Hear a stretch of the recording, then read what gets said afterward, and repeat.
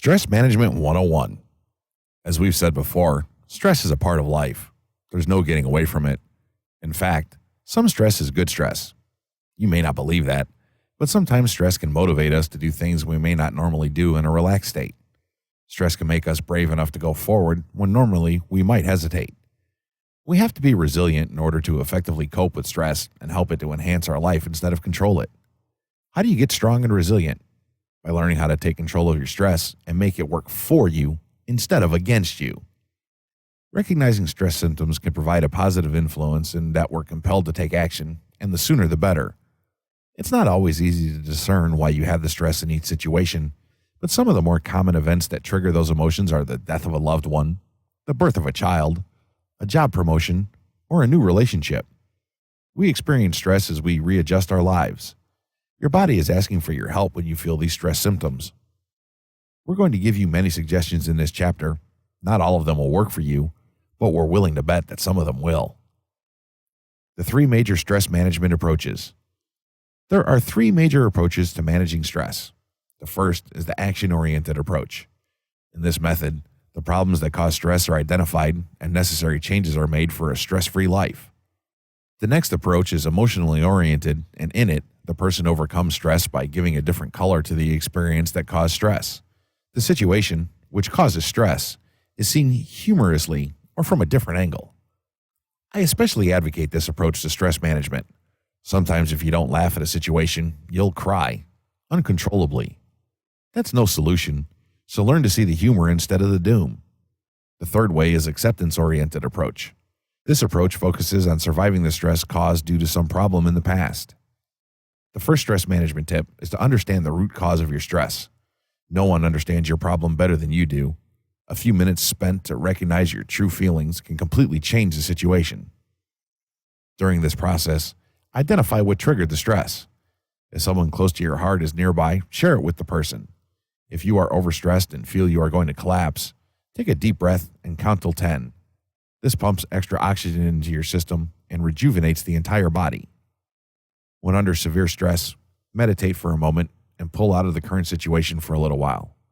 Stand up from your current position and walk. Stretch yourself. Soon you will find that the stress has lessened. This is because you have relaxed now, and relaxation is the best medicine for stress. Smiling is yet another way of stress management.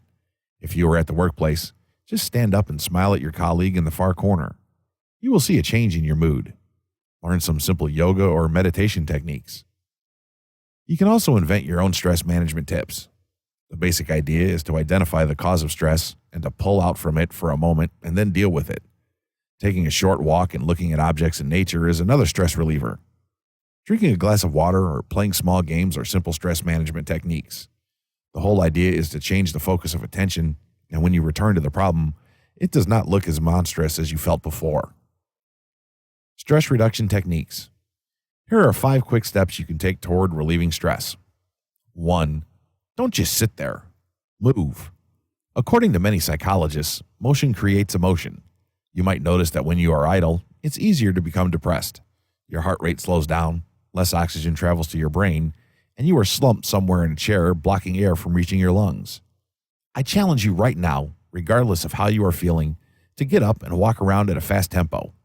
Maybe you might want to go to an empty room and jump up and down a little bit. It may sound silly, but the results speak for themselves. Try it now for a few minutes. It works like magic. Exercise can be a great stress buster. People with anxiety disorders might worry that aerobic exercise could bring on a panic attack. After all, when you exercise, your heart rate goes up, you begin to sweat, and your breathing becomes heavier. Don't panic. It's not an attack. Tell yourself this over and over while you're exercising. Realize that there's a big difference between the physical side of exercise and what happens when you exercise. 2. Smell the roses. How do you smell the roses? How about investing some money to go on that one trip you've been dreaming about? Visit a country with lots of exotic places to jolt your imagination and spur your creativity. You need to detach from your daily activities and venture a little bit. 3. Help others cope with their problems. It is very therapeutic when you engross yourself in helping others. You will be surprised how many people's problems are worse than those you may be facing. You can offer others assistance in countless ways. Don't curl up in your bed and let depression and stress take hold of you. Get out and help somebody. But be careful. Don't get caught up in other people's problems in an attempt to forget about your own. I am constantly being called by friends and family when they want to vent or get advice. I joke and tell them, don't call the crazy person for advice. But there are times that I find myself worrying about the ones who call me, and I get caught up in what they're going through. This just gives me more stress than I already have, and I find that I have to step away and reassess myself and my priorities. I'm now to the point where I can tell them that I just can't deal with it right now and to call back later. Sometimes they get upset, but more often than not, they understand. But I've learned not to get too upset about their reactions. If it won't matter in a week, it should not matter right now. 4. Laugh a little. By now you've heard that laughter is a good internal medicine. It relieves tension and loosens the muscles. It causes blood to flow to the heart and brain. More importantly, laughter releases a chemical that rids the body of pains. Every day, researchers discover new benefits of laughter. Let me ask you this question. Can you use a good dose of belly-shaking laughter every now and then? Of course you can. What are you waiting for? Go to a comedy club or rent some funny movies. 5. Wear your knees out. If there were one sustainable remedy I could offer you when the going gets tough, it would be prayer. Many people, depending on their faith, might call it meditation.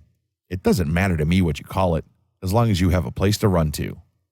There you have a few quick fixes when you're feeling stressed. Want more? Inside the ebook, there's a massive list of methods you can use to relieve the stress in your life. So be sure to go check them out.